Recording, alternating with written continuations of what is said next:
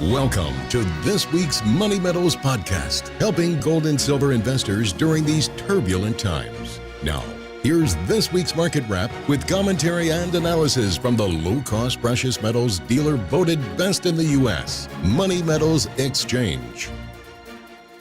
Welcome to this week's Market Wrap podcast. I'm Mike Leeson.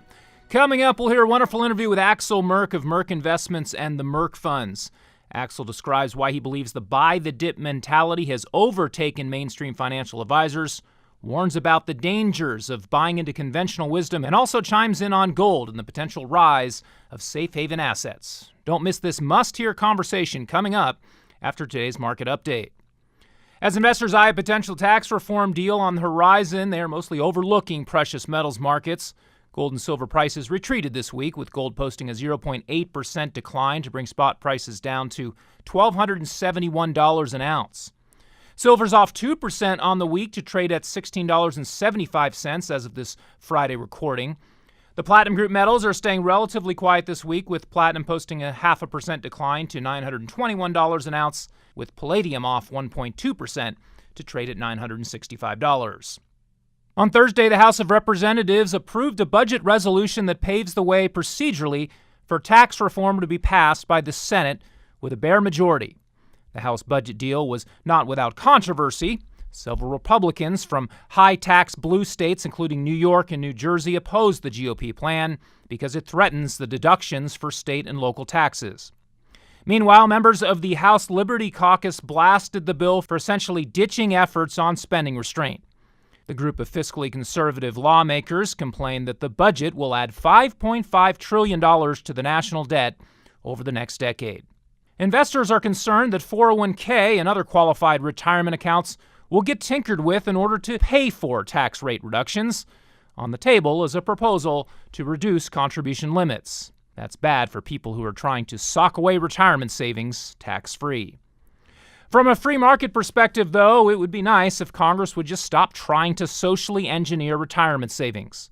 If Congress scrapped all the arcane rules governing contributions and withdrawals from various accounts, stopped taxing gains on precious metals at a higher rate than stocks, and just treated all savings and investments the same with one low rate, few investors would complain.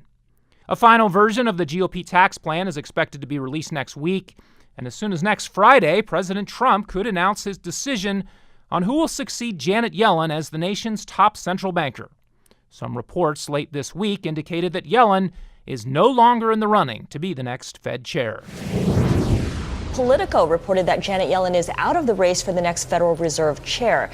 That would leave Fed Governor Jerome Powell and Stanford professor John Taylor still in the running for her position. The Politico report was carefully nuanced. It said one source was telling them that she was out. Another source said she was still in. And then he noted that the president went on television last night and said he liked her. That was followed by a Washington Post story that suggested three sources had told them that she was out. But both the Politico story and the Washington Post story were careful to add, but the president frequently changes his mind, and so nobody really knows. Wall Street is now betting that Fed Governor Jerome Powell will get the job, though other candidates are in the mix. Powell would be a politically safe establishment choice. If Trump decides to go with more of an outsider and change agent, he can pick economist John Taylor. He is known as the champion of the Taylor rule, which would tie interest rate decisions to a formula and remove much of the arbitrariness from monetary decisions. A Taylor pick would send monetary policy in a more hawkish direction than favored by either Yellen or Powell. That could upset the stock market, something President Trump isn't likely to want to do. Then again, Trump enjoys being unpredictable and will sometimes buck the conventional choice he's expected to make. Either way, we'll soon find out. In any event, current Fed Chair Janet Yellen will have an opportunity to give something of a parting shot in December when she is widely expected to sign off on a rate hike. The U.S. dollar index has been rising in recent weeks in anticipation. The risk to metals investors is that the dollar keeps rising into the Fed's December meeting. The opportunity is that the announcement could be a sell the news type of event, much like the Fed's December 2015 rate hike. That marked the start of a major rally for gold and silver prices, and despite recent weakness, they are still holding well above those December 2015 lows. Well, now for more analysis on the upcoming Fed chair decision and what it's likely to mean for metals and markets, let's get right to this week's exclusive interview. It is my privilege now to welcome in Axel Merk, President and Chief Investment Officer of Merk Investments and author of the book Sustainable Wealth. Axel is a highly sought-after guest at financial conferences and on news outlets throughout the world, and it's great to have him on with us again. Axel, thanks for joining us today. Good to be with you. To start out here, I wanted to ask you about the exuberance in the stock market that just can't seem to be derailed by anything. For instance, we have Wall Street seemingly accounting for the fact that the GOP Congress, along with Trump and the White House, are going to get everything done when it comes to healthcare reform, tax reform, spending cuts, etc. But in reality, none of this has happened yet, and it's far from certain that anything meaningful will get done on the legislative front. But the markets seem to be pricing this in. What are your thoughts there? Well, I think it's just a symptom of the time we're in, and we've had similar things in the late 90s and in the mid 2000s, and it's the buy the dip mentality that's become a self-fulfilling prophecy. We talk a lot to investment professionals, and in order to preserve their job and not lose their clients, they have changed their strategies. Think about anybody who has been quote-unquote diversified. Well, they still have a bunch in so-called risk assets, and that means on the way up, they have underperformed because the diversified stuff underperformed, and on the way down, because the risk assets are still a big chunk, they're losing money. And so the clients are saying, hey, on the way up, I'm not keeping up with the indices. On the way down, I'm losing money. Why the heck am I with you? Stocks go up all the time anyway. And so that drives everybody to be in that sphere that they buy the dip, buy the dip. And everybody I talk to, even the pessimists, are invested in the market. And the feedback I'm getting is, I don't want to be the first one to sell here. It's okay to wait. And that very much reminds me of 2000. And I don't know how many of your listeners were around then, but in 2000, it wasn't all that obvious that we had the peak of the market in March 2000. 6-9 months later, many people still thought buying the dip is the right thing. And so those folks who are waiting might be waiting a long time and lose a lot in the process. Trump is expected to make an announcement regarding who will be appointed Fed chair sometime in the next couple of weeks. We learned last week that Janet Yellen is very much a contender. Trump was very critical of Yellen as a candidate for president, but now, less than a year into his term, he says he, quote, really likes her a lot. First off, why do you think he's done this about face? And then do you care to make any guesses about who will wind up running the Fed? Sure. Well, a couple of updates on that. There have been stories out that by November 4 we'll hear it. The latest I heard was November 3. The Politico just released that Yellen is out of the running, and yesterday it was said that Cohn is out of the running. But let me make a broader point before I go into kind of some scenarios here. If you are a good salesperson, the stuff that you like, you'll talk down, and the stuff you don't like, you'll praise. Think about it. You want to buy a car. Well, if you want to have that car, you'll say it's a piece of crap because then the price is lower. Whereas if you don't want that car anyway, it is no problem to praise it. And so it doesn't cost Trump anything to praise Janet Yellen because, hey, you're a lovely woman, you're fantastic, and now go to hell type of thing, right? And of course, he's not, quote-unquote, buying something, and except, of course, you're buying a Fed chair, so to speak. So I am absolutely not surprised that he's providing flattering comments to people he would never consider hiring. Now, that said, the runners that are in the game right now are Jay Powell, who's a current governor, and then John Taylor and Kevin Warsh. I know the latter two personally. Powell is a lawyer, and by all means, we do not need to have a PhD economist to run the Fed, but a lawyer's job is to please people. And I hope I'm not offending too many lawyers who might be listening here. But and Jay Powell, he doesn't have any views on monetary policy. He's completely agnostic. He was appointed by Obama as a financial regulator and kind of gave a speech, said, maybe we have to dismantle some banks and break them up. And since the Trump administration has been in, he's been working on deregulating banks. So he does what the boss, so to speak, tells him to do. Regarding monetary policy, some people say he has this or that view, but he's just echoed whatever the chair's position was at the time. And so and some people will say, that means he's going to do whatever Trump is going to do if he becomes the chair. Mnuchin, the Treasury Secretary, really would love to have Powell. My view is that the guy is intelligent. I have no grudge against him. But because he doesn't have any view on monetary policy, somebody else will be the most important person. I happen to think that in this case it's going to be the vice chair. Historically, the vice chair of the Fed is a purely ceremonial role, but it is likely to be either Taylor or Walsh. Of the two, different sort of scenarios can happen. Walsh is somebody who really wants to clean up the Fed, doesn't like the way it's run, and I think Walsh would love to have the job, and he could do that. Taylor is an accomplished person in his own right, has very strong views, and I don't know whether he wants to be the second in command. He might be convinced if he thinks he can control Powell, he would be the quote-unquote more hawkish choice of all of the bunch.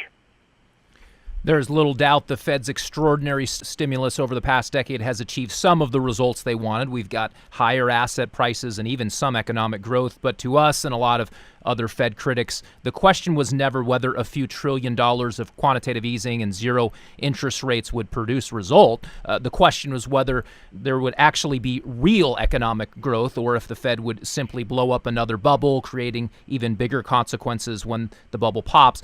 Perhaps the question is about to get answered. The Fed is in the middle of a modest rate hike cycle. Do you think officials there are serious about normalizing rates? And if they do jack up rates a whole lot more, what do you expect the markets will react to this? Well, if Janet Yellen were serious, she would tell us where we're going. She hasn't said where she wants to take the balance sheet because the FOMC has no clue and she has no clue. So in that sense, it's very important who's going to succeed. Powell won't have a clue either. Both John Taylor and Kevin Walsh do not like to have excess reserve in the systems and would unwind the balance sheet probably faster than others. And so it is incredibly important who's going to succeed Yellen, and in that sense, if it's Powell, it's very important who's going to be the vice chair. And by the way, there's another scenario that just some technocrat at the staff of the Fed is going to become very important and influence things, because ultimately all these lawyers who are on the governing side of the Fed, not the regional presidents, they have no clue about monetary policy. They don't have their own staff, so they just look at the presentation during the FOMC meeting and then do whatever the chair says. And so it's possible that some back office person gains influence. But back to your question, QE, the one thing it has achieved, in my view, it has compressed risk premia. That means risk assets, everything from junk bonds to equities, have a very low risk premium. That means junk bonds don't yield much. That means volatility in the market is very low, in the stock market is very low. And when you have quantitative tightening, and it is not, even under the programs suggested by Yellen, that one that we're about to embark on, it is not watching paint dry on a wall. Risk premia, to me, almost by definition have to expand. That means volatility is going to go up, and that provides a headwind to risk assets. That means everything else equal, prices are lower. And that's one of the reasons why even with the quote-unquote tightening, I'm positive, at least on the precious metals, on gold in particular, because there's less economic component on that side, and so it's a more pure reflection of the monetary conditions. And if financial conditions tighten, and that's, by the way, the definition of raising rates or quantitative tightening, then equity prices are at risk, and something like gold may do quite well in that sort of environment. Kind of leads me right in my next question, and I'll ask you to expand a little bit there on that last part of your answer. One of the challenges in the metals markets right now is the U.S. retail investors just aren't buying a lot of safe havens. As you mentioned, either there isn't much perception of risk, or perhaps people can see risk but discount it because they expect the Fed will step in with their magic money machine if problems arise. In any event, it looks like the metals markets are waiting for some catalyst to introduce the notion of risk to the markets. Do you see anything developing right now that might shock the markets to give metals a boost? Well, a big voice in the gold market mentioned to me the other day, why should retail buy gold anymore? America's going to be great again. Ever since Trump got elected, a big segment of the retail sector lost interest. What I have seen, and I can't really talk to that, what I have seen is that on the professional side, the interest has increased substantially. And the reason it has increased is that if you think about what are you going to do with your money, everything is expensive, and you're just going to hold your nose and continue buying the stuff. And some people do, and obviously many people do to a significant extent. But how do you diversify? Now, cash is one thing, but if you're professional, you don't earn any money on cash, and so you're not going to use cash.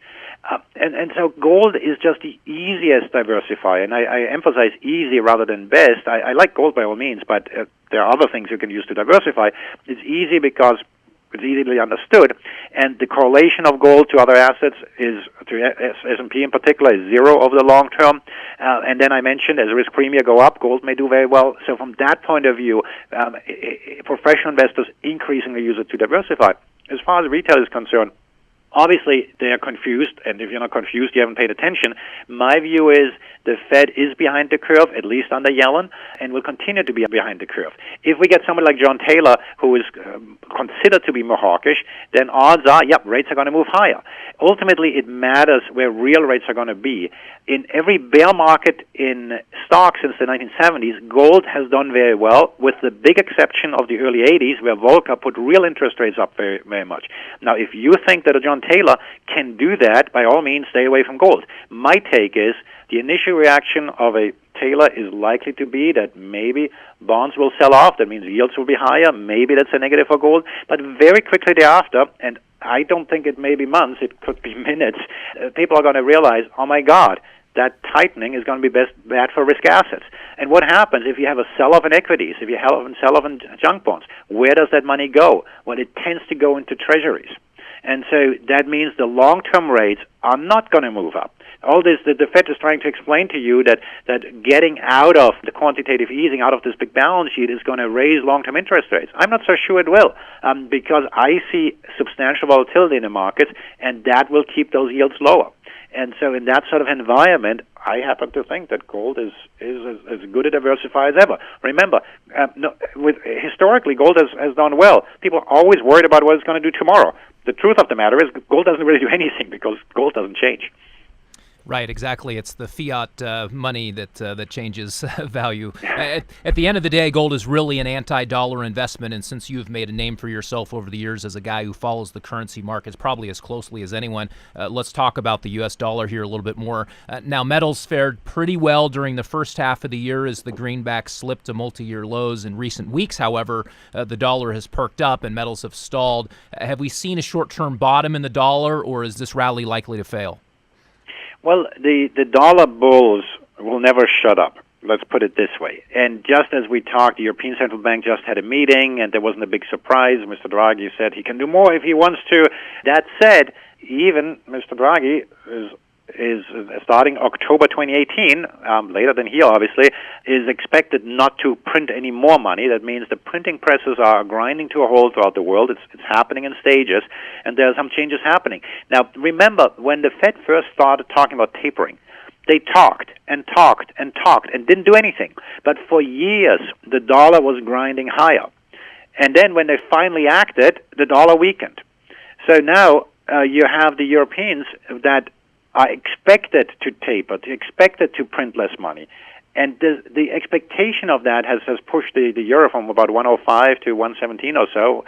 And so that is going to continue to happen. And the short of it is that in the U.S., we're much further along. In fact, I think in the U.S., we're closer to the end of the tightening cycle, and in Europe, we're in the beginning of the tightening cycle.